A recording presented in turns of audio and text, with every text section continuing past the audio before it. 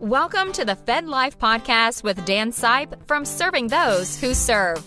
In this podcast, Dan draws from years of financial experience to help federal employees overcome challenges that every Fed can relate to. Join us for this journey as we reach, teach, and serve to help you make the right financial decisions. Now, on to the show. And hello and welcome to this episode of the FedLife Podcast. I am your host, Dan Sipe. Additionally, I'm the branch manager here at Serving Those Who Serve and Lee Sipe and Associates. And as I always like to begin, I want to thank you for taking time to listen. And above all, thank you for your service. You Feds simply do not hear that enough. We are back again today with the guru, the incomparable Ed Zurndorfer, as part of our ongoing mission to reach, teach, and serve you. So to our listeners, this is a follow-up and an enhancement to one of our earlier podcasts covering the changes to your TSP as a result of the TSP Modernization Act. And so that I stay on the right side with my compliance department, I have to say, at the outset, the opinions of our guest Ed Zurndorfer are not necessarily the opinions of Raymond James or Serving Those Who Serve. This podcast is presented for information only and is not intended to be taken as advice. All listeners should consult their personal advisors before taking any action. But on the heels of that, Ed is awesome, so you probably should listen. So, Ed, the TSP Modernization Act changes finally came into play. They pulled the trigger on September 15th, 2019. So do you have any impressions about how the rollout was handled? How do you think TSP did with it? I think TSP did a very good job. They gave TSP participants enough notice, especially when it came to when it would be actually implemented. The new changes became implemented on September 15th, and they told participants that from September 6th through September 14th was a blackout period in which participants could not request withdrawals. There was enough notice. There was enough information out there about what the changes were. So overall, I think they did a good job. By the way, Dan, the actual implementation of the new withdrawal options were 2 months earlier. They were supposed to be put out on November 15th, so they beat the deadline by 2 months. Sure. And if you folks, if you're ever interested and you go to the Retirement Thrift and Investment Board website, you can see the minutes of the board meetings where they talk about this.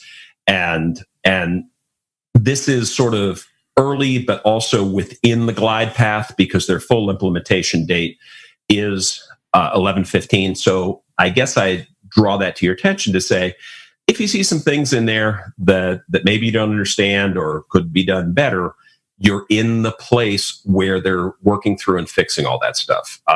Ed and I have sort of an interesting relationship here. He's sort of the dean of the medical school over here, and I'm one of the field surgeons. So I get to see a lot of you on a day-to-day basis, and I've met you as you've worked through some of the things here. So what I will say to you is be patient. They're working on it. It's a good organization. They're working hard to get it right. And as we go in, I'll share a couple of my thoughts on that. So Ed, you wrote for us on this in the Fed Zone. And folks, if you're driving right now, you don't have to feverishly try and look for a pen. Don't run off the road. You can find Ed's article at the STW Serve website at blog.stwserve.com. So you don't need to worry about that. So the biggest changes really involve flexibility and Feds having more options in that area. So quoting your column, among the most significant new withdrawal options, the TSP participant will be able to start, stop, or change installment payments and make additional or partial withdrawals whenever the participant needs to. So why don't you walk us through those? Let's start with the old rules and then compare them with the new ones. Okay, the old rules, Dan, were, this is before September 6th of this year. If a TSP participant wanted to take money out, it had to be through one of the options was monthly payments. Mm-hmm. Monthly payments for the only frequency option a TSP account owner had for post-separation TSP installment payments. When I say installment payments, I mean monthly payments that could a fixed payment that could only be changed once a year between October 1st and December 15th. You could not change the amount of your payment upward or downward more than once a year, and that only could occur between October 15th and December 15th and would take effect the following January. Also, if an individual did not want to do fixed monthly payments, they want to do something called payments based on life expectancy, and that didn't work out. They were allowed to change it only one time. They could not go back to life expectancy payments. But also, and this is very important, if a TSP participant retired and then decided to take money out of the TSP through monthly installment payments, they could not stop them. They had a continuum. They could increase them, decrease them. As I said, only once a year. That's right. But once they could go down as low as $25 a month. But once they started those payments, they could not stop them, and then they had to continue. The only way they could stop them is to say, "Okay, stop giving me monthly payments," and request a full withdrawal of the balance of their TSP account. Now the new rules, which are now in effect. In addition to monthly payments, individual TSP participants can request an annual payment or a quarterly payment. If they have monthly payments, they can change the amount of their monthly payments quarterly, every 3 months. They can stop their payments during the year. They can go down to nothing and start them up again in another year. And finally, a TSP account can start, stop, make these payments as post-separation payments at any time. And if they feel they need more money, they can ask for a partial withdrawal in addition to getting their monthly payments. Oh, that's an improvement. So that is definitely it gives more flexibility to an individual who's taking money out of their TSP account. So those are the major changes. Okay. And so just to clarify that, now let's say that I started my withdrawals a year or two ago. So way before all these changes, and now they roll around. Can I still benefit from this? Yes. Any changes that took effect starting September 15th, an individual did something else before the changes were taken into effect. For example, they made a partial withdrawal before they started doing the monthly payments. They can make another partial payment as they're doing their monthly payments. What happened in the past is sort of forgotten, anything they did, and has no effect on taking advantage of the new options. Okay, great. Now, Ed, you've been with us for a while. From our seminars and everything else, we know there are times that you have strong opinions on Fed benefits and topics. So let's dig into this. What do you feel are the advantages of the new rules? The advantages, Dan, of the new rules is called the word flexibility. It gives an individual more flexibility to take money out of the TSP. One of the criticisms of the TSP in the past has been it's too rigid, and this has led to some problems. I'll give you an example. There are many TSP participants who are approached by their financial advisors who said, "Listen, if you take that TSP account and roll it over to an IRA, which I will manage for you, you'll have a lot more flexibility, and I don't have to go any further. What could happen in a situation like that?" To make matters even more, there's lots of advisors, good ones and bad. There are good advisors, there are bad advisors. Sure.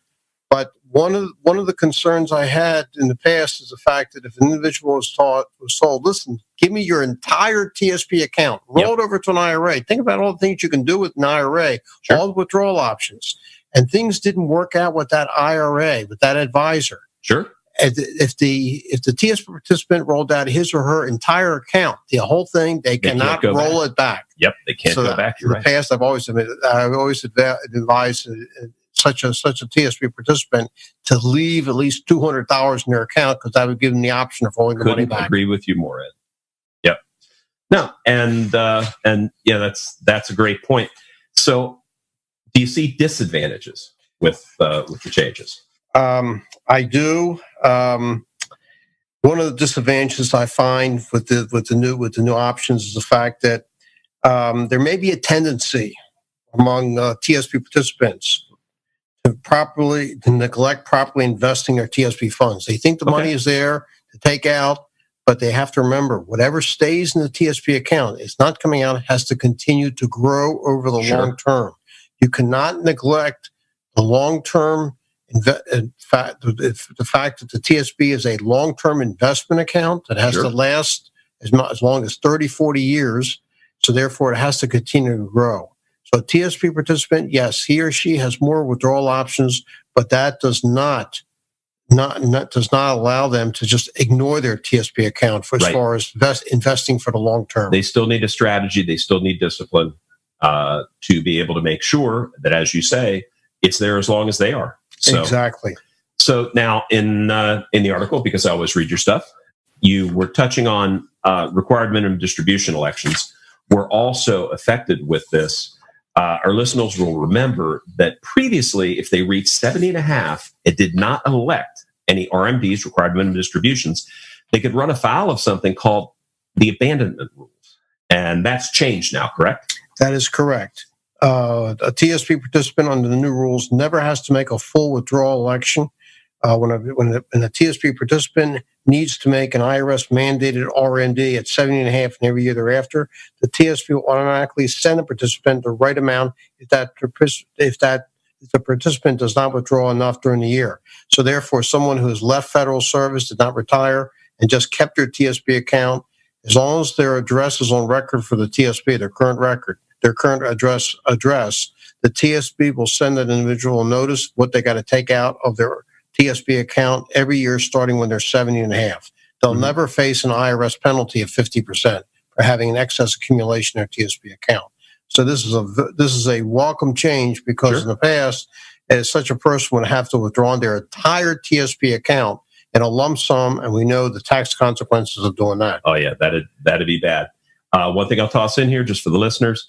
One thing to remember, if you've got IRA from a former employer or a different life or something like that, TSP doesn't know that. So you will still have to take your required minimum distributions from your outside IRAs, but TSP is going to be proactive and make sure that they look after you on that. So as you see that's pretty much all advantages from that front. No abandonment. They're going to take care of the required minimum distributions. Let's talk a little bit about the old and new mechanics because that's going to be quite a change for some people here, because previously it was entirely a paper system, right? That's correct. And now, I guess the best way I could describe it is it's going to be hybrid, because there are some things that you're going to be able to do completely web-based, and some are going to be web-based in and have a paper form to follow it. Is that your understanding as well? That's correct, especially when it comes to signing forms. Yep. Okay. And so what do you see as the advantages to making those changes?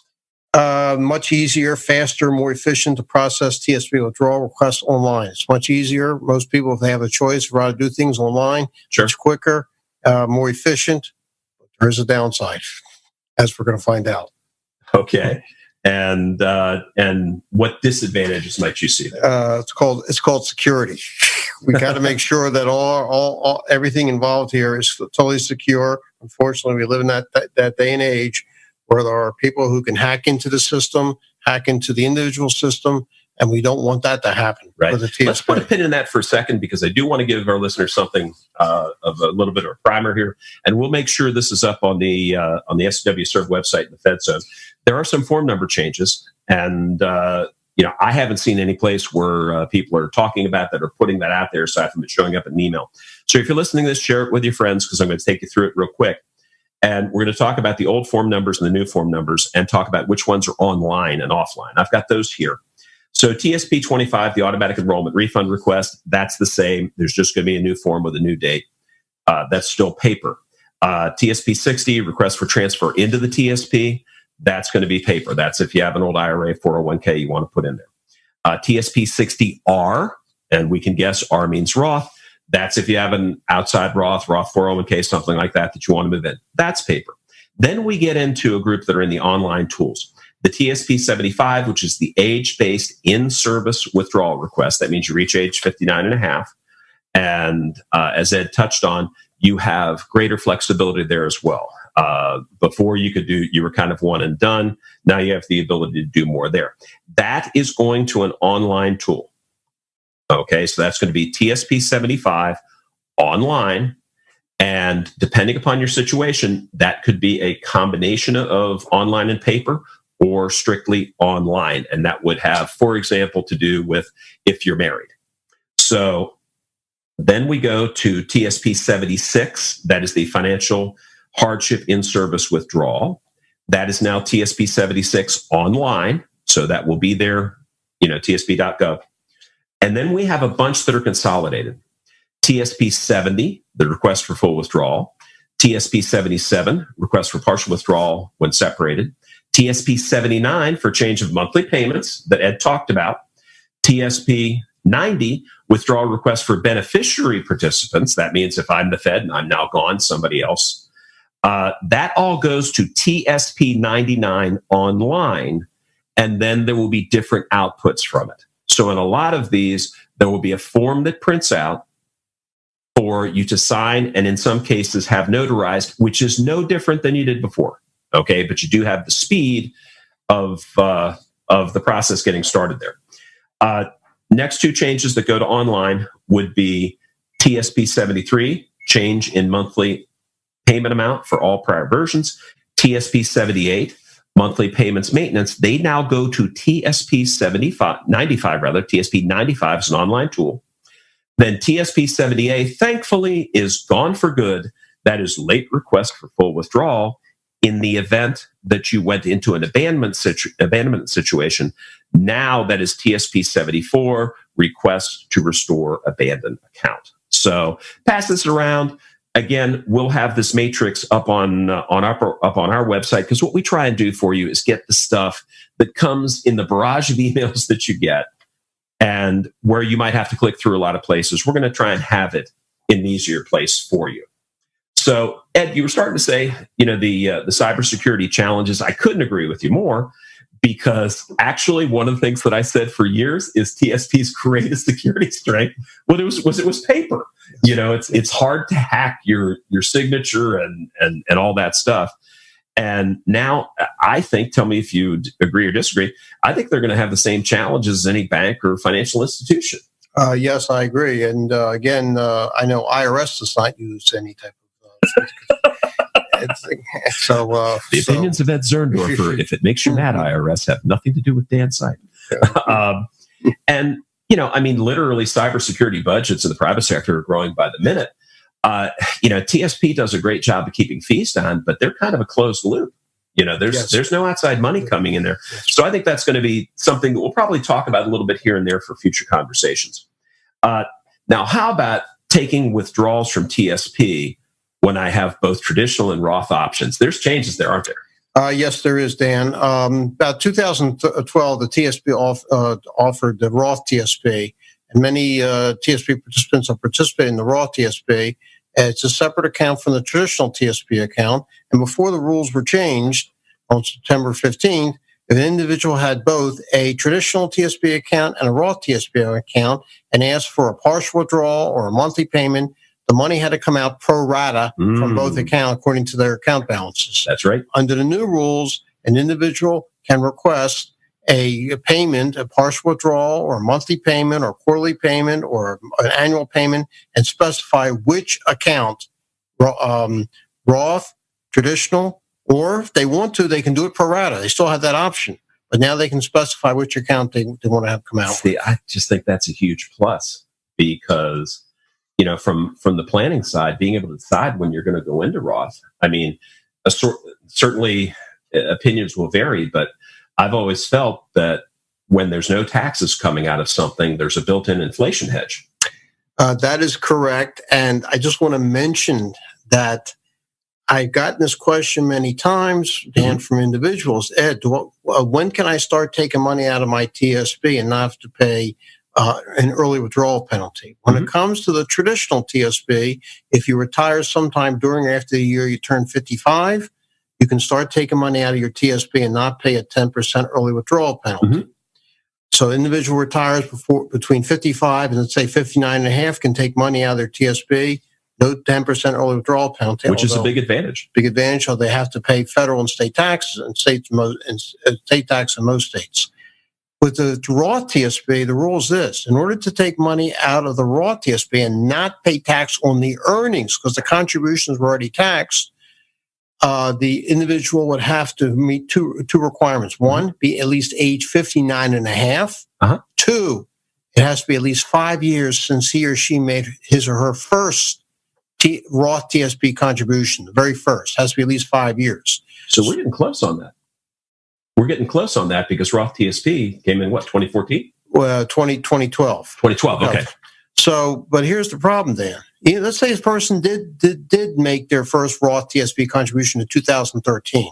We're past the year 2018. Right. But suppose that same individual retires from federal service at the age of 56. Got it. Has both a Roth TSP account, traditional TSP account, and the pass rule says, I want to get a check for $1,000 a month from my TSP account. Right. Well, under the old rules, if the person had 80% in the traditional TSP and 20% of his money in his Roth TSP account, then $800 would come from the traditional account and $200 would come from the Roth account. It's pro rata. The $800 will be taxed. There's no doubt about it because that's the traditional. That's all taxable. But what about the $200 coming from the Roth account? Would that be taxable? Yes, it would be. Yep. The TSP knows, by the way, what the earnings portion is of that. Gotcha. But it would be taxable. But you said that Roth TSP is not taxable, the earnings. But the person's under 59 and a half. Gotcha. New rules. Give me a check for $1,000 and make sure it only comes from my traditional account because I don't want to have to pay tax on the earnings on my Roth account. I'm going to wait till 59 and a half. That's another big advantage, as I see it. Do you see any disadvantages on this one? The only disadvantage I see, individual has to keep track of two accounts. They want to. You have two accounts. You got a traditional account. You got a Roth account. You got to keep a little more paperwork. A little more paperwork. Things you got to keep track of. Okay, that's the next. That's the only disadvantage. But we've kind of been doing that before they came together in 401ks and TSPs. So if we had IRAs and Roths, we had to track them separately as well. And for the moment, just want to clarify this. They improved a lot of stuff, but TSP still does not allow the participant to elect withdrawals from a specific fund, say G or C. That is correct. It's going to come out pro rata according to the account. Again, not bashing. I think that's still a little bit of a gap because being able to draw from F or G when the market's down would be a nice advantage. But they're working, they're getting it there. So let's talk about the in-service withdrawals. Yes. And we've got some enhancements there. So the old rules were what? Old rules were this. If a TSP participant was at least age 59 and a half, we're talking about age-based withdrawals, not hardship withdrawals, age-based withdrawals. A TSP participant is at least age 59 and a half, can request what's called an in-service withdrawal, request money coming out of their TSP account. Keep in mind, the person is still contributing to the TSP. They just want to get a withdrawal from their TSP account. They could also take that money and transfer it to a traditional IRA if they wanted to. That's under the old rules. A person was only allowed one time to do that. You can make one age-based withdrawal. Also, if that same individual made the age-based withdrawal, then retires, then the individual could not make a partial withdrawal. That's right. Once he or she retired from federal service. Those were the old rules. Mm-hmm. New rules. An individual age 59 and a half can make up to 4 age-based withdrawals in service withdrawals. And then once he or she retires, can make up to 12 partial withdrawals. No more than one every 30 days once he or she has retired from federal service. These are called partial withdrawals. Okay. And what do you like about that? What do you see as the advantages? I like it. What I like about it is the fact that, again, the TSP can help an individual pay bills if they come up. It gives them a little more opportunity to take from their TSP account if they really have to. What I don't like about it is I knew that was coming. Is that I don't think TSP participants should treat their TSP accounts like savings accounts. Right. That they take money out of at will. The money should be there to grow for the long term. Sure. But if for some reason a person has an emergency, and everybody has some type of emergency, just in case they don't have enough liquid savings, the TSP account would be there just in case. Okay. Now you closed with some very salient points in that article, about goals and things like that. Why don't you share that with the listeners as well? You think it'd be a good idea for them to review their goals and fund allocations? I think that we can't lose sight of the fact that, like I mentioned earlier, the TSP is a long-term savings plan, and I define long-term. And I asked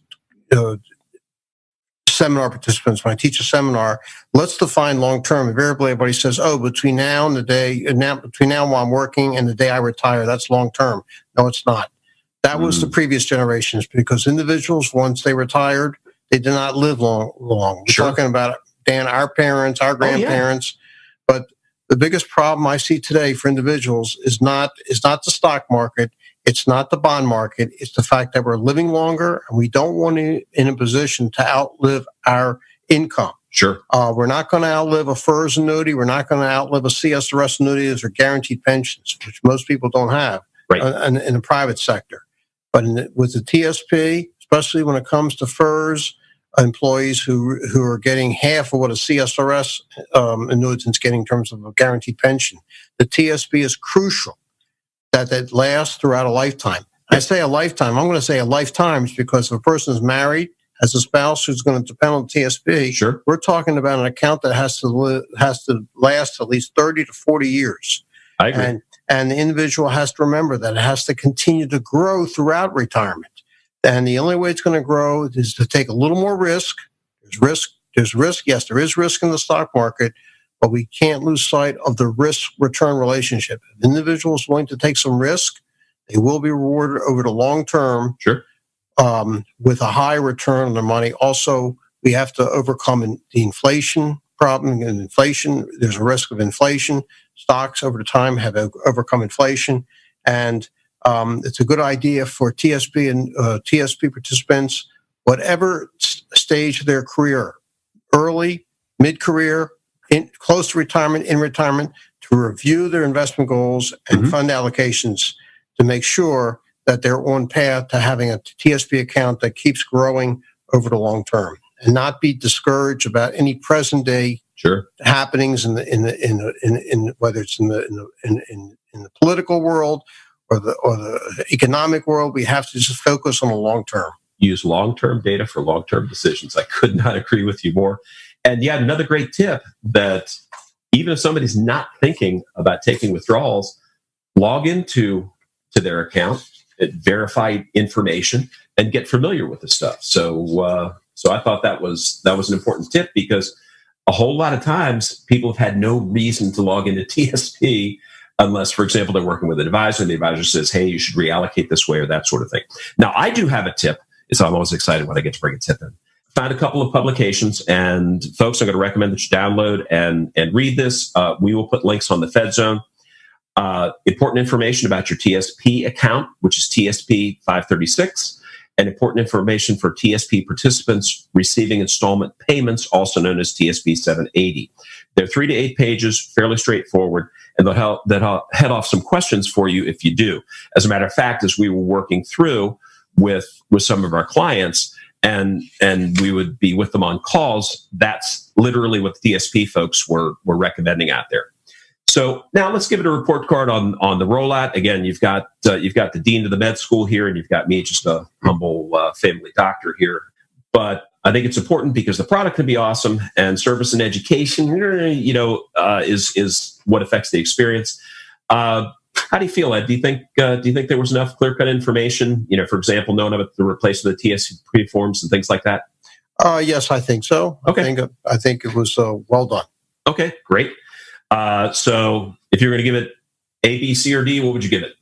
I like to give it C, S, I, F, and G for the TSP funds. They're all great funds. Okay. Well, I will give it a B, maybe a B minus, because I think the information could have gotten out sooner, been distributed a little more widely, been have more videos, tell people to do this, because you're going to have some folks that are going to be looking for, maybe they held off retiring for this point and they want to pull the trigger to get money coming in. And, just to ease the anxiety of, before I push this button, I don't want to ruin my life. So, but again, I'm tough on stuff like that because I'm always lobbying for my feds here. And that always gives them a chance to work their way up to the A. Also not one of the funds that I think we both agree all feds deserve. And now here, I know my compliance department is going to make me say this: the opinions of Dan Sipe are not those of Raymond James. But I will always be feeling strong in those points. So that's a wrap for this episode. And Ed, I can't thank you enough for coming in again to help our FedLife folks. And we're going to see you again real soon to talk about Roth TSP, right? Thanks. That's right. Thanks so much for having me, Dan. Excellent. Okay, folks, we are Serving Those Who Serve. Be sure to subscribe to our podcast on our YouTube channel. Remember to share it with your friends and strangers. Check us out on Twitter and LinkedIn. And don't forget our seminars every month around the DMV featuring the guru, Ed Zurndorfer. I'm serious. Ed Live's an experience you do not want to miss. And here's the thing that we don't always capture on these podcasts. Ed's really funny. I mean, he gets more laughs in these seminars than anybody I've ever seen, with at the same time getting the information that you need. So don't miss Ed Live. For more information on that, go to stwserve.com and click seminars and events. Be sure to read every month in the Fed Zone, which is at blog.stwserve.com. So for Ed, the crew at Serving Those Who Serve, and me, Dan Sipe, good luck, Godspeed, and above all, remember, it's your Fed life. Please make it a great one, because you deserve it. We are out. Thank you for listening to the FedLife Podcast. Click the subscribe button below to be notified when new episodes become available. The information covered and posted represents the views and opinions of the guest and does not necessarily represent the views or opinions of Serving Those Who Serve or Raymond James. The content has been made available for informational and educational purposes only. The content is not intended to be a substitute for professional investing advice. Always seek the advice of your financial advisor or other qualified financial service provider with any questions you may have regarding your investment planning. Securities offered through Raymond James Financial Services Incorporated, member FINRA SIPC. Investment advisory services offered through Raymond James Financial Services Advisors Incorporated. Serving Those Who Serve is not a registered broker-dealer and is independent of Raymond James Financial Services.